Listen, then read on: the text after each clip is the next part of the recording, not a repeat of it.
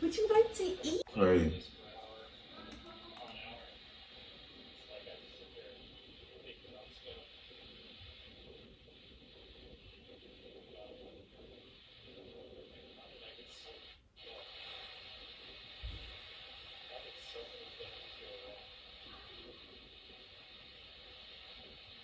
Bro, you're sick. Sick, Nick.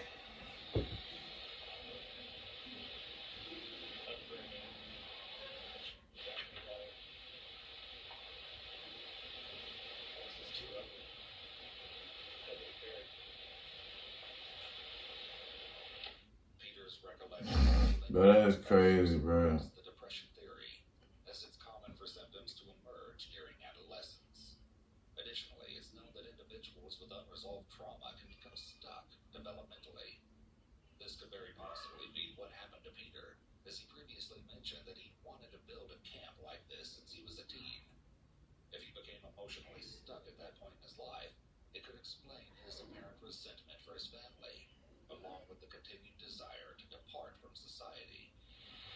Damn.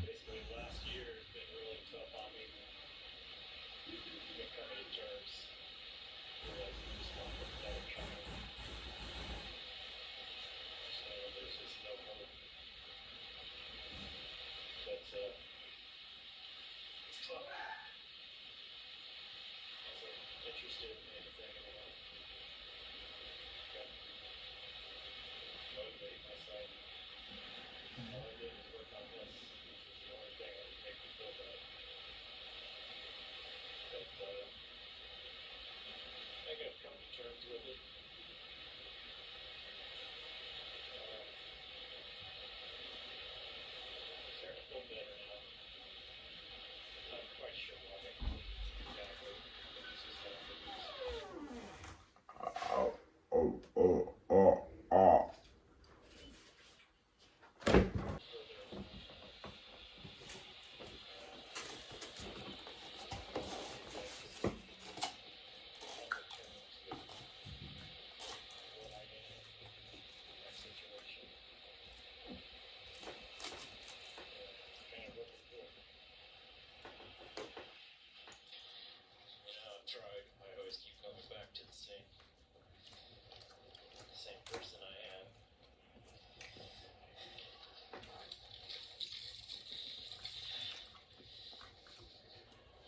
Bro.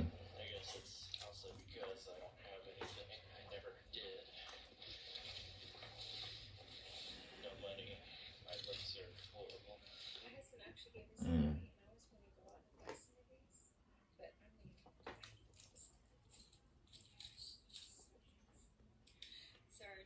That's crazy, bro. 2 days.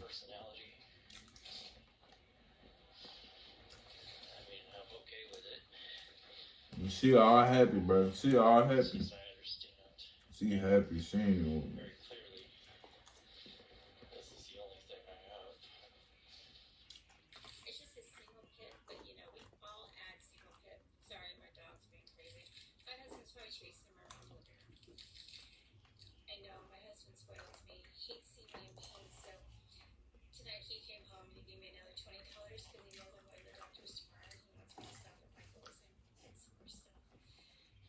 Mm.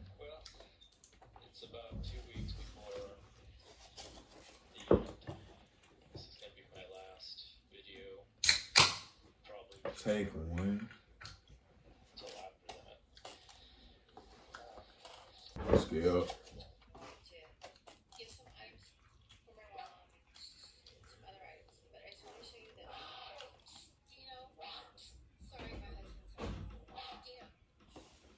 Oh.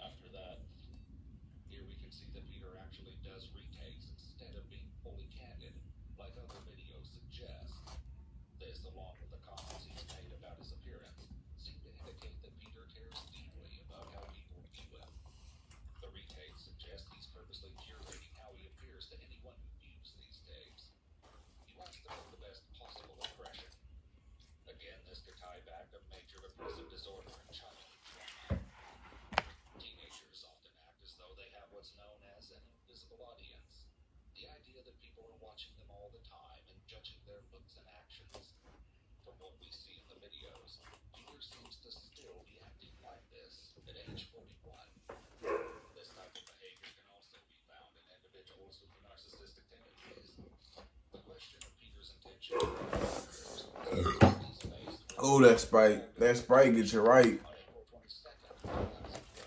Yep.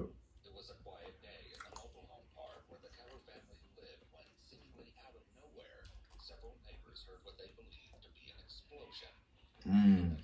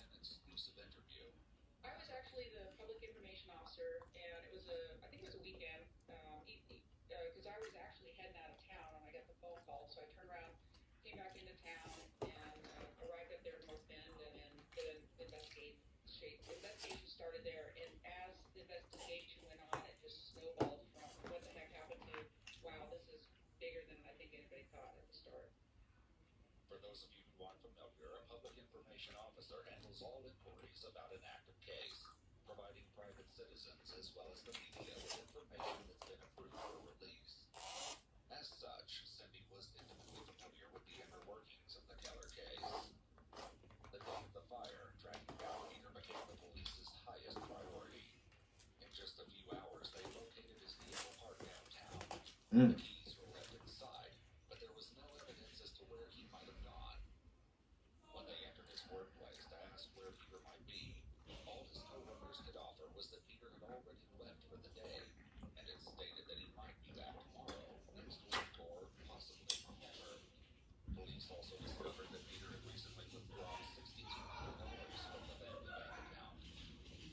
Golly.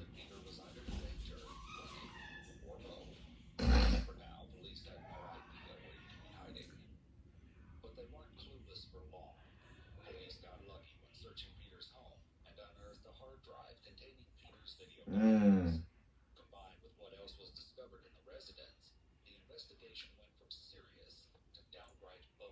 That's crazy, bro.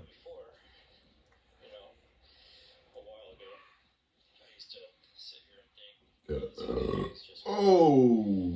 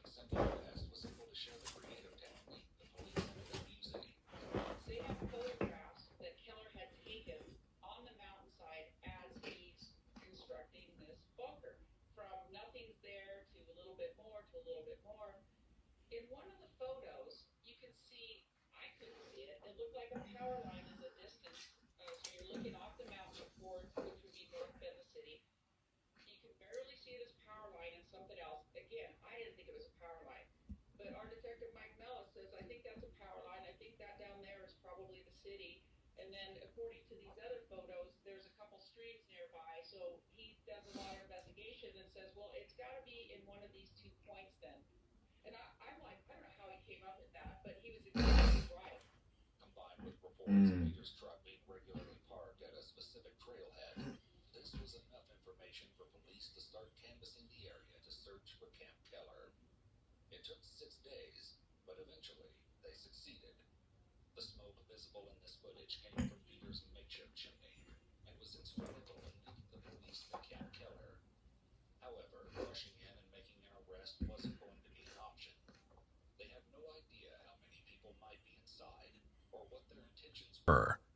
Remember, Peter had been stockpiling weapons and ammunition at home. And thanks to his videos, which were discovered when police reviewed the recordings that were not destroyed in the house fire, they knew he likely had firearms at his camp. Little did they know what else they would uncover. They also knew that there was a chance they could be dealing with a hostage situation. A direct approach could endanger Peter's life if he was being held captive, or spook him if he had hostages of his own. They needed to make whoever was inside come to them. You guys on the number 3 side, can you get to that window and break it out or throw a gas in there? Brian, there looks like a slot or a window that's propped open in the back, directly towards the dirt wall, but I couldn't see it. He's got something over it. Maybe you guys can throw a log through it or something. But if we throw number 2 in that ditch, it should cycle right up. Bro, he almost got away with this too. That's exactly what they decide to do. The response team keeps the bunker surrounded in the hopes that the gas canister will drive those inside out of the bunker and straight to the waiting forces. But after about 10 minutes, nothing has changed. Yeah, it's dissipating finally. The first one you sent in is dissipating. You want me to throw a 98 under the window, the open window where we first gassed? Yeah, if you can do it from your position. With the gas canisters having no effect, the team is forced to reconsider their tactics. So for planning purposes, if this gas isn't going to work, we may have the command post try and locate like a wildlands fire pump and hose that can pump a large volume of water into this place, Greg. Okay. I think we could probably utilize this creek. We just need enough hose and a pumping station to get it, up to where we want it. We've got new photos showing this bunker may have multiple levels. Big copy. This information actually came from Peter directly and the self-recorded videos that they found in his burned-out house. Well, this is the end of the day. I'm getting wrapped up, getting ready to leave. I don't know if you can see me, but kind of one last look at everything. That's my fireplace, wood stove, whatever. Pretty dark.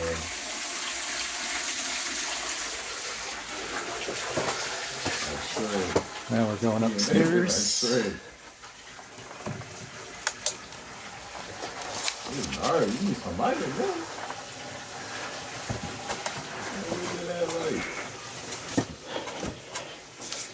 This is where most of my supplies are.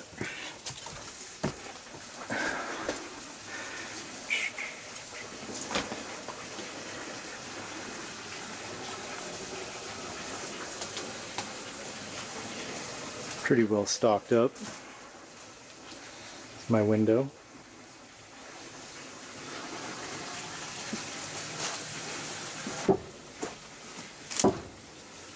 Up and down on the wood stove.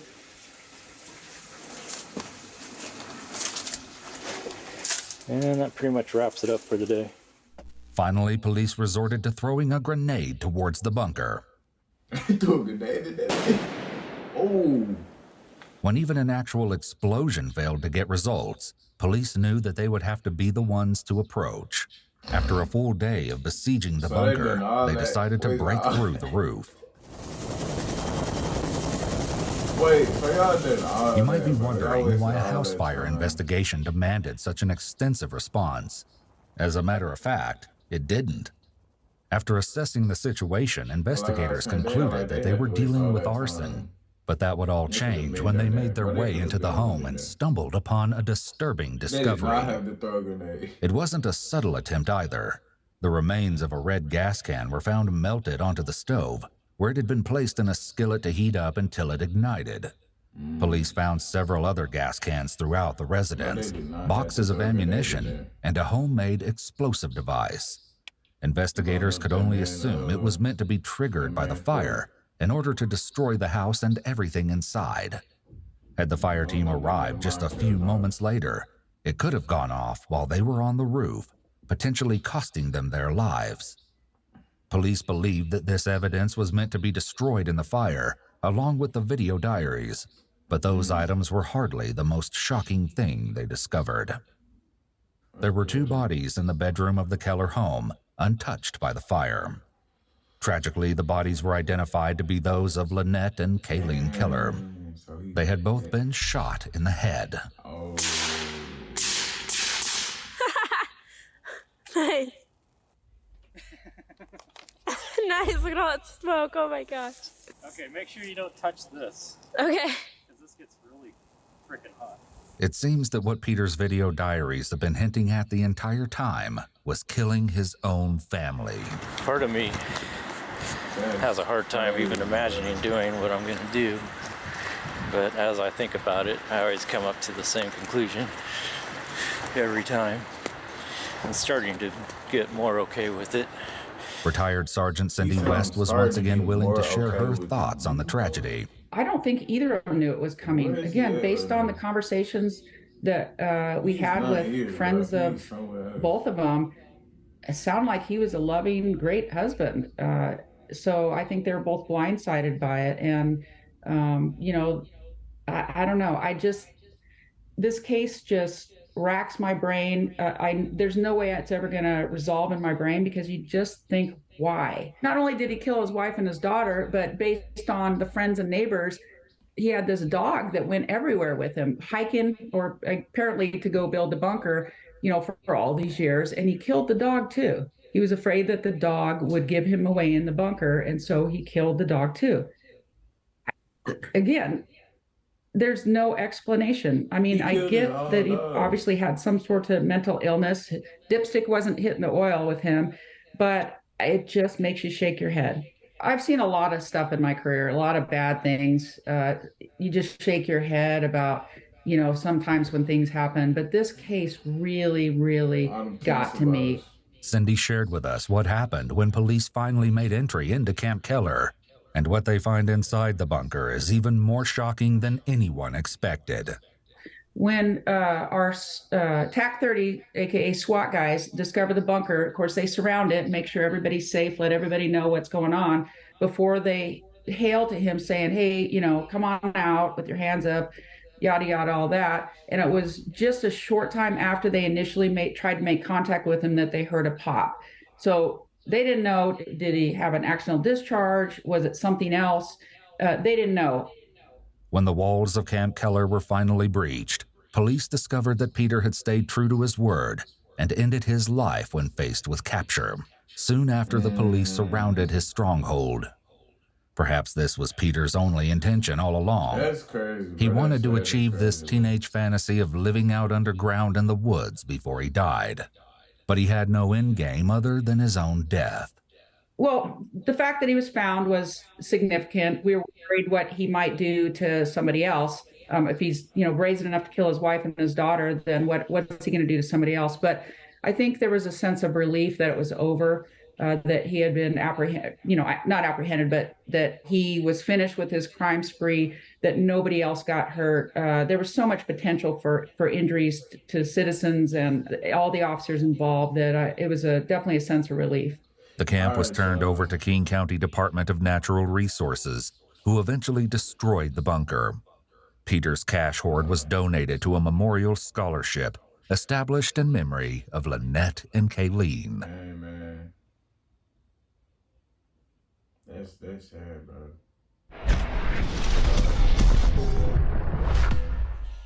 Destroy his bunker. It's like he don't even exist no more. But anyway, make sure y'all like and subscribe. You feel me? We going up to the top, cause we ain't gonna stop.